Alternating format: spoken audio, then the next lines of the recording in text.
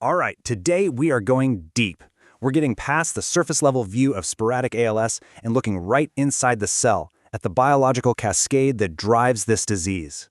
We're going to trace the entire path, from a single molecule gone wrong all the way to total system failure. Let's get into it. Really think about that for a second. For you to do literally anything, even just lift a finger, your brain sends out a command. It's this incredibly precise signal that has to travel from your brain, down your spinal cord, out through a long, thin wire called a motor neuron, and connect perfectly with a muscle to tell it to contract. That's it. That's the fundamental signal for every single action you take. Well, that question is the absolute heart of what ALS is. It's a disease where the muscles, the physical structures are all there, but the network that tells them what to do just collapses, piece by piece. So you have to understand, this isn't a problem with the muscles. It's a failure in the wiring. To really get our heads around these huge system failure, we have to start small. Microscopically small. Our story begins not with a muscle, not even with the whole neuron, but with one single protein that goes completely rogue and kicks off this devastating chain reaction.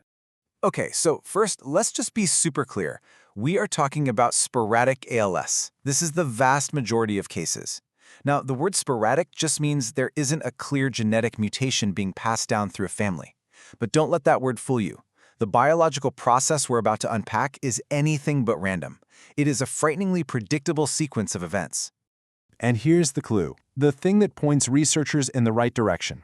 In about 95% of all sporadic ALS cases, the chaos can be traced back to one specific protein behaving badly. 95%! That's a massive tell. And this is the protein right here, TDP43. You can think of it as a critical manager inside the cell. Normally, it lives and works inside the cell's main office, the nucleus, where it manages how RNA gets processed, a super important job. But in ALS, it abandons its post. It leaves the nucleus and goes out into the main body of the cell, the cytoplasm. And out there, it clumps together, forming these toxic aggregates. So you get this devastating 1-2 punch. The cell loses its essential RNA manager, and it gains a toxic poison. It's a loss of function and a gain of toxicity, all at once. So the manager has quit, and now it's actively wrecking the place. This single mistake now unleashes a whole cascade of failures that just completely engulfs the motor neuron from the inside. With TDP43 gone, the cell's whole information system goes haywire. It's an absolute crisis. RNA messages get cut and pasted together all wrong. They can't even get shipped out to the far reaches of the neuron where they're needed. This means the neuron can't build the proteins it needs to survive, and its own internal scaffolding, its skeleton, starts to fall apart. The cell is literally weakening from the inside out. And think about the scale here. A single motor neuron can have an axon, that's its main power cable, that's over a meter long. It relies on this amazing internal highway system to ship supplies all the way down to the end. But now, with the internal scaffolding breaking down, that highway develops total gridlock. Nothing's getting through. And the places that suffer first? The most distant outposts, the very tips of the axon. They're being completely starved of resources. And this leads to a really crucial pattern. The neuron doesn't just blink out of existence all at once. No, it withers. It dies from the outside in. The very end of the line, the part that actually connects to the muscle, is the first to go, because it's been cut off from its supply line. This dying back pattern is a classic signature of the disease.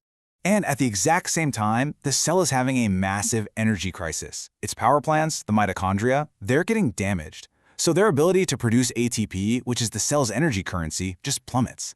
But it gets worse. As they get damaged, they start spewing out this toxic exhaust, a kind of oxidative stress. And what does that toxic exhaust do? It damages the mitochondria even more. It is a brutal, vicious feedback loop of failing energy and rising poison. Now, as if things weren't bad enough inside the neuron, the whole environment around the cell starts to turn hostile. The problem is starting to spill out, creating a whole new front in this biological war. So, is this cell just dying in isolation? And the answer is a huge, resounding no. While it's fighting this impossible battle on the inside, it's also getting attacked from the outside. There are two big external threats. First, something called excitotoxicity. Basically, there's way too much of a chemical called glutamate floating around, and it's just screaming at the neuron, overstimulating it until it floods with toxic levels of calcium.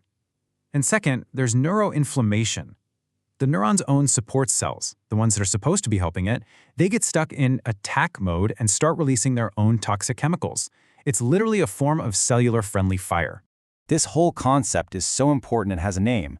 It's called non-cell autonomous damage. And all it means is that the motor neuron is fighting a two-front war. It's collapsing from the inside, and it's being assaulted from the outside by its own neighborhood watch. Okay, so we've seen the rogue protein, the internal chaos, the energy crisis, and the toxic neighborhood. Now let's see how all of these streams of failure come together for the final, tragic disconnect. You can literally see the dominoes falling right here. It all starts with that one protein, TDP43, going off the rails. That one mistake kicks off the whole cascade. The cell's internal instructions get corrupted, its supply lines grind to a halt, its power plants shut down. And just as the cell is at its weakest, its neighbors turn on it. Each step just makes the next one almost inevitable, creating this downward spiral that just accelerates toward complete failure. And this is the point of no return. The neuromuscular junction, it's that final, delicate point of contact where the nerve passes its signal to the muscle. It's the handshake. But as that neuron dies back, that connection is the very first thing to be severed. The handshake is broken. The signal can't get through anymore. And that right there is the biological heart of it. ALS isn't a disease of the muscles. The muscles are fine. They're healthy, they're ready to work, but they're waiting for a command that is never going to come. The muscles fail because the neurons fail. And that really leaves you with a critical question. If this whole devastating process is a cascade, a chain of dominoes, where is the single best place to step in and break that chain?